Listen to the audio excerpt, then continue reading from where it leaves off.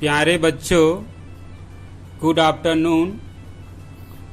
आज हम अभाज्य गुणनखंड विधि से पूर्ण वर्ग संख्या की पहचान करना सीखेंगे कि संख्या पूर्ण वर्ग संख्या है या नहीं।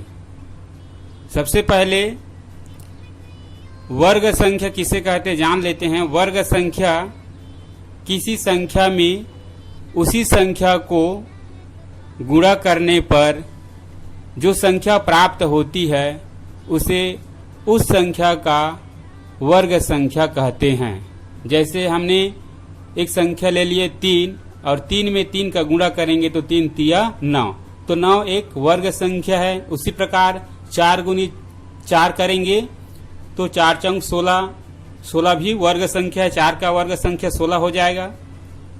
5 गुणित 5 करेंगे तो 5 पंचे 25, तो 5 का वर्ग संख्या क्या हो जाएगा 25। तो यहाँ पर आज हम अभाज्य गुणनखंड विधि से पूर्ण वर्ग संख्या की पहचान करना सीखेंगे। अभाज्य गुणनखंड विधि से तो जैसे मैंने एक संख्या ले लिया 36। अब ये 36 पूर्ण वर्ग संख्या है कि नहीं इसका पहचान करेंगे, कैसे बनाएंगे इसको ध्यान से देखिए। तो पहले इसको, ये अभाज्य संख्या है, ये जो है ये अभाज्य संख्या है। 2, 3, 5, 7, 11, 13, 17 इसको याद रखेंगे। इन्हीं संख्याओं से हमको अभाज्य गुणनखंड निकालना है। तो सबसे पहले 2 है तो हम 2 से इसको विभाजित करेंगे 36 को। तो 2 एक कम 2, 1 बच गया तो ये 16 हो गया, तो 2 अट्ठे 16। उसके बाद फिर हम 2 से कटाएंगे, चूंकि 2 से जिसके इकाई में 0, 2, 4, 6, 8 रहता है वो 2 से विभाजित हो जाता है, तो इसलिए हम इसको 2 से कटाएंगे। 2 निया 18। अब यहाँ पर 9 आ गया है तो 9 2 से नहीं कटेगा, तो इसलिए हम 2 के आगे अब अगला भाज्य संख्या होती है 3, तो हम इसको 3 से कटाएंगे।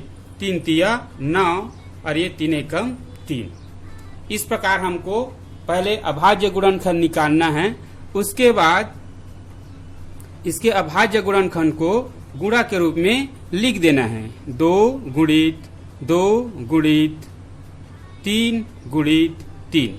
अब उसके बाद हमको यहाँ पर जोड़ी बनाना है। जैसे ये अभाज्य गुणनखंड है तो इसका जोड़ी बनाना है, 2-2 का जोड़ी बनाना है। तो देखो अभाज्य गुणनखंडों का 2-2 का जोड़ी बन गया। तो यहाँ पर लिखेंगे, चूंकि अभाज्य गुणनखंडों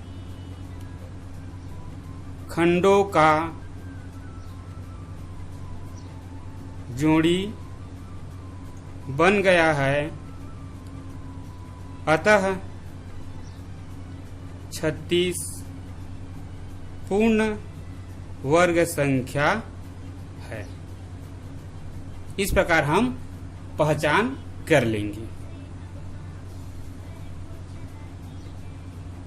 चलो इस प्रकार और एक उदाहरण लेते हैं।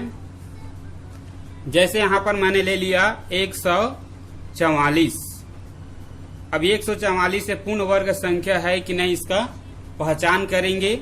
तो इसके लिए हमको इन अभाज्य संख्याओं से अभाज्य गुणनखंड निकालना है।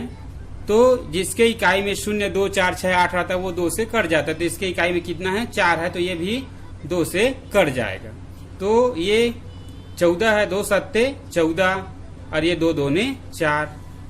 फिर इसको 2 से कटाएंगे, 2 तिया 6, 1 बच गया तो ये 12 हो जाएगा। 2 छक्के 12।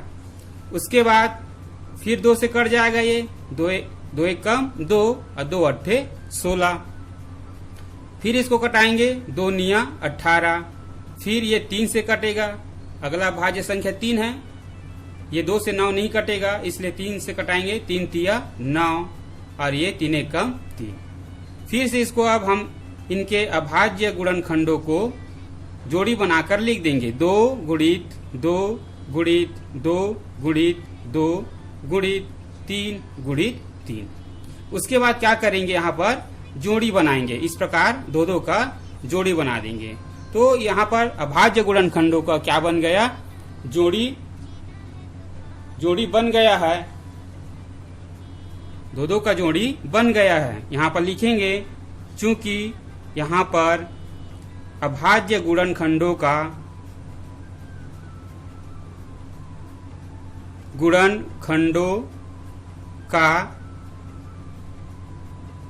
जोड़ी बन गया है,